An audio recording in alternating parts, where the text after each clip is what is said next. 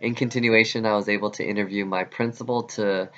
dig a little bit deeper to find more research on what my school district believes warrants a suspension or expulsion, and to kind of see what they're spending their money on in professional development for PBI's programs in all grade levels from K through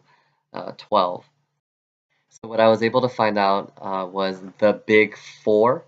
that requires a immediate suspension, whether it's 1 day, 5 days, potential expulsion that is brought to our school board to have a discussion and a vote. And so the four includes possession of a gun or weapon, possession of drugs with intent to distribute, a terrorist threat, and attempt to cause bodily harm or injury. And from my understanding, um, there has to be a tone set, especially with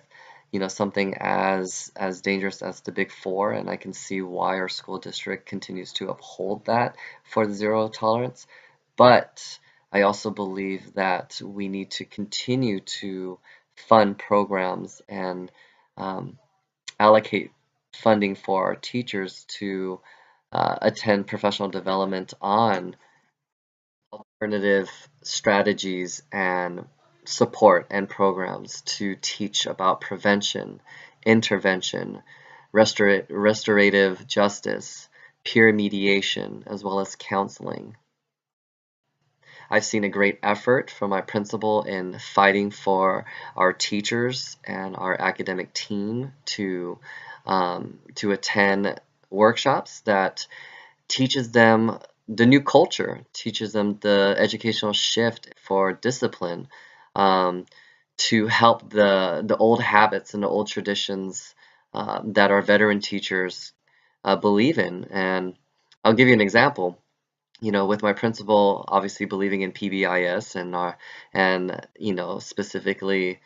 hiring academic counselors and assistant principals that also believe in that same model. Our veteran teachers have had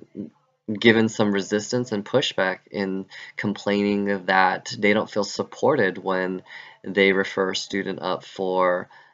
truancy, for some sort of misbehavior in class, that students aren't receiving the zero tolerance policy that they're so used to experiencing, 10 years ago, 15 years ago, 20 years ago. So I believe it's very important that we continue to um, provide professional development for all levels of teachers to understand that, the restorative justice and the PBIS models and the research that back it up do show that we can have a decrease in suspension rates, that we can um, improve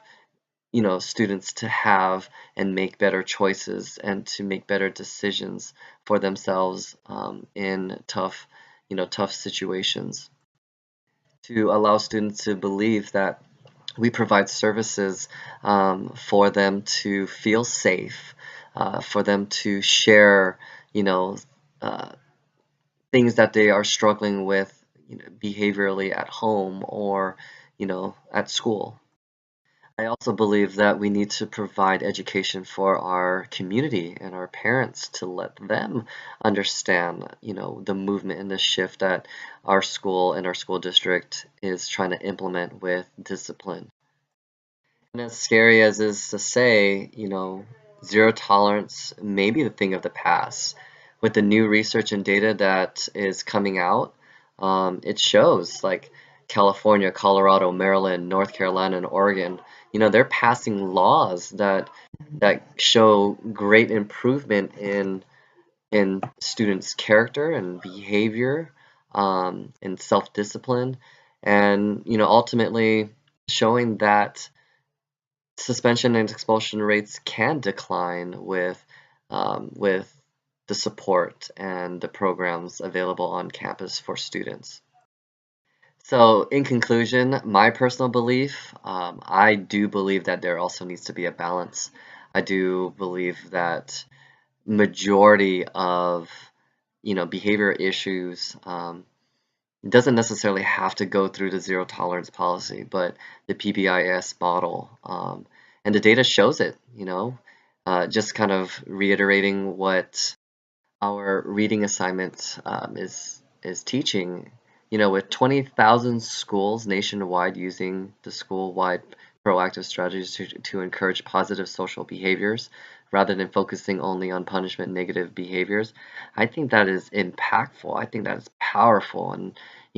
I'm starting to see it at my school where, students that were suspended because of, you know, poor choices get suspended again for making the same choices, and it's a cycle. They don't learn from it when they are suspended and they go home for 3 or 4 days. They come back and they thought it was a vacation. So definitely, I do believe that, my school has alternative suspension programs where we call it ICE, which stands for Isolated Classroom Experience, where they do stay on campus and they do interact with teachers that that have been trained and that allow them to study and complete their homework assignments, but at the same time allow to, they listen to the students and allow them to express their feelings and their thoughts and their emotions so that, you know, they know that someone cares for them. And I think that's very important because, our kids today, they feel so isolated and it's such a competitive world and with social media and so forth, they are constantly bombarded by pressures and, they don't know necessarily how to deal with it. So I believe with the proper training for teachers, for admin, and other people that potentially hold a leadership position on campus that have a daily interaction with students, I think it's very important that they go through the proper training so that they so everyone is involved in this culture shift and educating our parents as well and our community stakeholders so that they understand from looking outside in the model that we're trying to implement and teach. So thank you again for allowing me to submit my video journal number 2 on zero tolerance. It was definitely a great read, and I hope to continue to be better in, again, looking at data and understanding it and being able to present it in a way where I can get my keep my audience captivated and intrigued and willing to learn. So thank you and take care, and I'll talk to you soon.